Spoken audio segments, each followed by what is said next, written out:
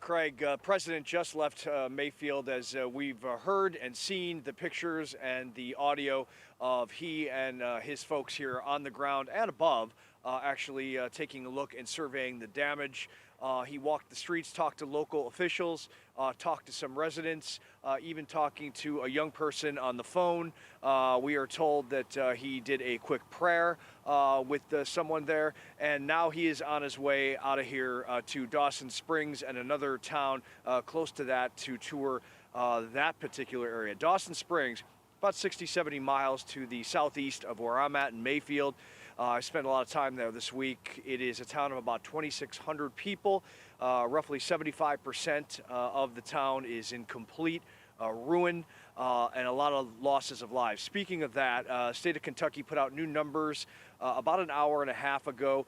They reduced the number of dead from 74 to 71 at this point, and also changed the amount of missing people to roughly 59. Of course, that all could change. I was talking to fire department a little earlier, asking them, if they had heard about those new numbers. They hadn't, and I asked them, is there any updates on the ground here as far as missing? And they said, not yet, sir, but we are still actually going through the debris, like you see behind me, looking for potentially people that they just haven't found yet. So it is still an active situation, as President Biden was on the ground seeing the devastation firsthand here in Western Kentucky, which is not far from southern Illinois and the border of Tennessee.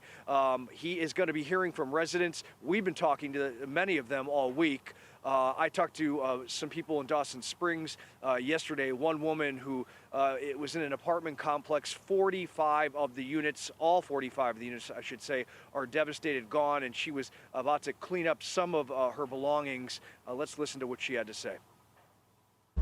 I wasn't here. I was at work. They made me stay over that night, in which they probably saved my life. And I lost several friends. It's just been devastating, very devastating to everybody, I'm sure. Yeah, I never seen nothing like it ever in my life. Yeah, and hopefully she never sees anything like this ever again. And also, I hope that she finds shelter and a path forward that is good, supported by family and friends. It's gusty winds here, guys, today, 16 to 20 miles an hour. Temperatures much lower than they have been the past few days. Skies are not blue, and it just makes everything even more depressing and distraught for everyone here. The candle factory that we've been talking about all week is beyond my camera. I'm looking at some of that debris over there.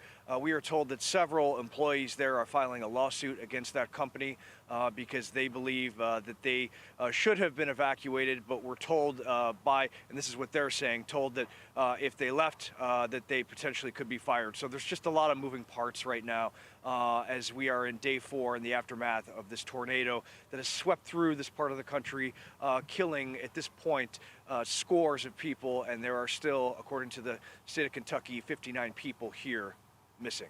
Craig and Amy? And Robert Ray, do you happen to know about how much time the president spent where you are? Yeah, in Mayfield, if you take his meeting with officials at the airport just not too far from here, and then him circling above and taking a look and then walking on the ground, I say we're looking at about an hour and a half in total. I mean, he made the comment earlier that when he was walking that he was going to take his time. He wanted to move through these streets at his pace.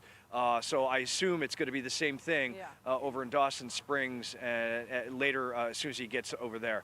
There's a lot to see, a lot to take in.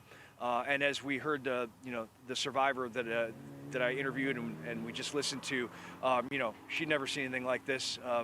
Frankly, no one here has. It's just, it's something that you don't get used to. Robert Ray, thanks for your updates, and we'll keep updating those numbers as you get them as well. We'll check in with you in a bit. Thank you so much.